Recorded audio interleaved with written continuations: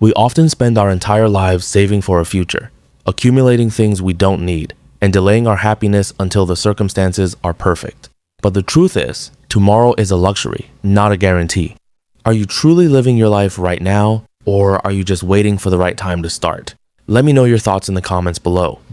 Dr. Evans didn't look at Clara. He looked at the manila folder in his hands, his thumb tracing the edge of the paper as if trying to erase the words printed inside. When he finally raised his eyes, the heavy silence in the sterile room gave Clara the answer before he even spoke. She had exactly 6 months left. But what Clara did after walking out of that clinic didn't just defy medical science, it completely upended everything the doctors thought they knew about human life.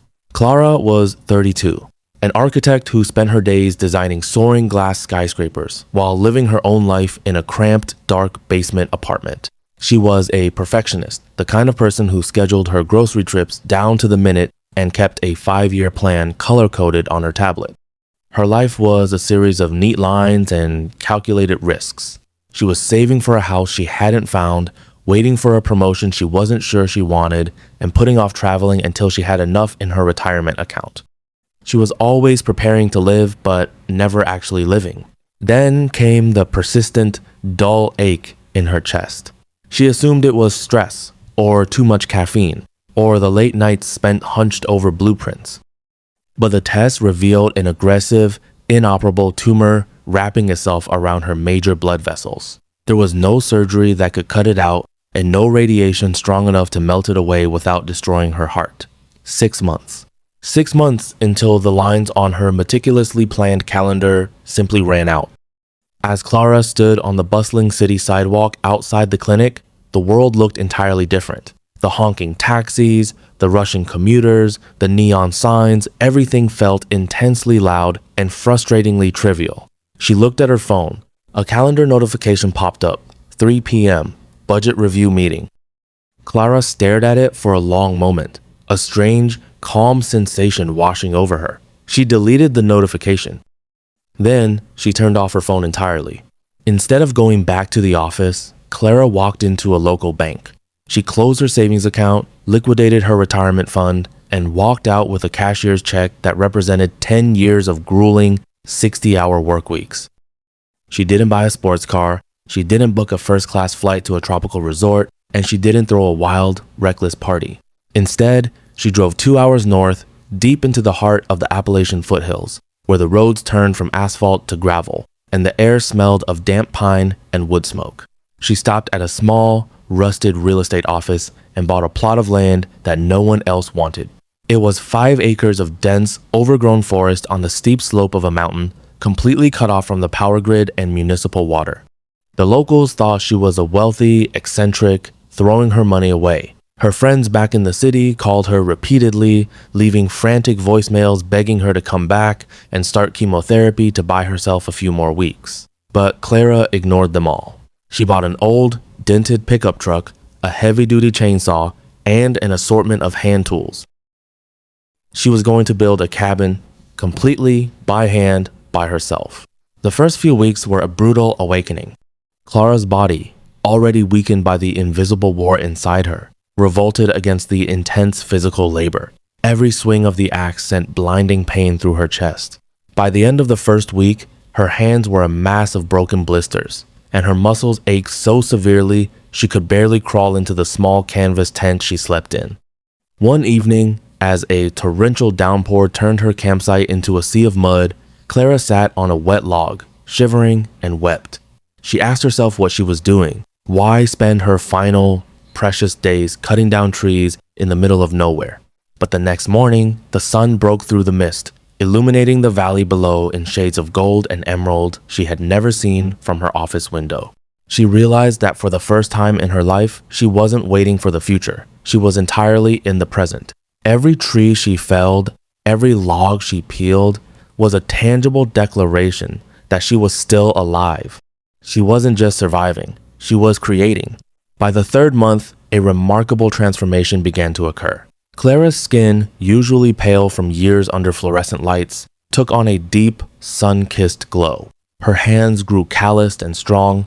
Strangely, the suffocating tightness in her chest began to ease. She expected to feel weaker as the days ticked by, but instead, she found herself carrying heavy logs that would have crushed her weeks prior. She fell into a rhythm dictated not by a clock, but by the sun. She woke with the birds, worked until her muscles burned, and slept deeply through the quiet mountain nights. She wasn't entirely alone. A mile down the mountain lived an elderly blacksmith named Thomas, a man of few words who had lost his wife years ago. Thomas watched the young woman from the city with quiet skepticism, but when he saw her struggling to lift a heavy ridge beam for her roof, he walked up the trail with his draft horse and a toolbox. He didn't ask questions, and she didn't offer explanations. They worked in a silent partnership, born of mutual respect for the wood and the mountain. Through Thomas, Clara learned the ancient art of timber framing, joining logs with wooden pegs instead of iron nails, building something meant to last for centuries. By month 5, the cabin was nearly complete. It was a masterpiece of rustic architecture, perfectly integrated into the slope of the mountain, with wide windows that framed the sunrise. But as the leaves turned from vibrant green to fiery red and orange, a cold dread began to settle back into Clara's mind. The 6-month mark was rapidly approaching. The physical pain had mostly vanished, replaced by an incredible vitality, but the calendar in her mind was unyielding.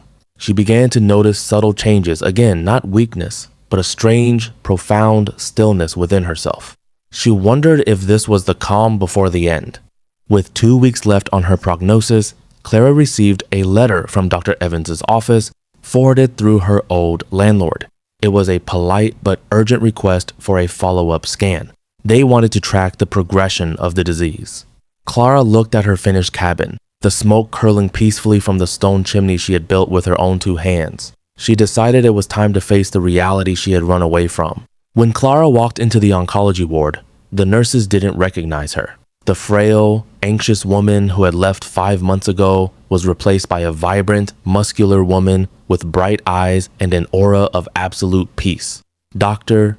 Evans looked bewildered just seeing her stand in the doorway. He immediately ordered a battery of scans, his face etched with a mixture of professional curiosity and deep concern. An hour later, Clara sat in the same sterile room where she had received her death sentence.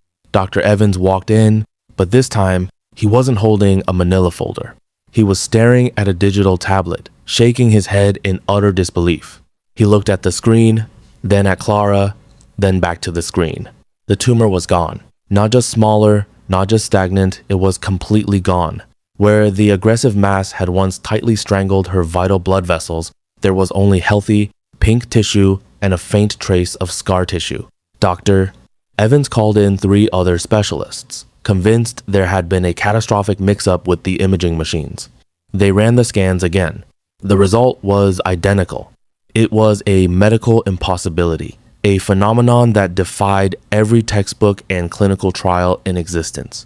Dr. Evans leaned forward, his voice trembling slightly. He asked her what experimental drugs she had taken, what secret clinic she had visited, what radical diet she had followed. Clara looked out the hospital window, thinking of the crisp mountain air, the smell of fresh cedar, the blisters on her hands, and the absolute clarity of living each day as if it were her last. She looked back at the doctor and smiled gently, telling him she had simply stopped dying and started building. Medical science would call it a spontaneous remission, a statistical anomaly that happens once in a million cases. But Clara knew the truth. The tumor hadn't just fed on her cells.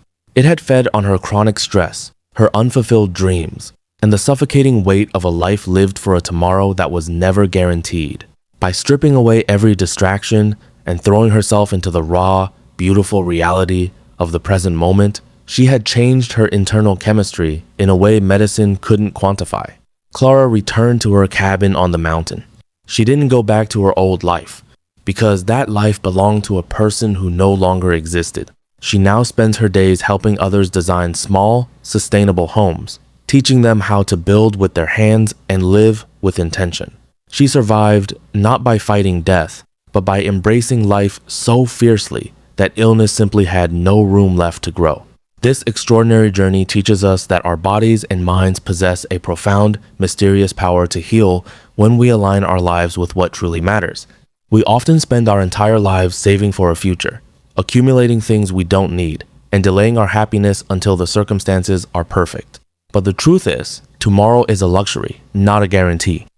If this story touched your heart, don't forget to like, subscribe, and share it with someone who needs this message today.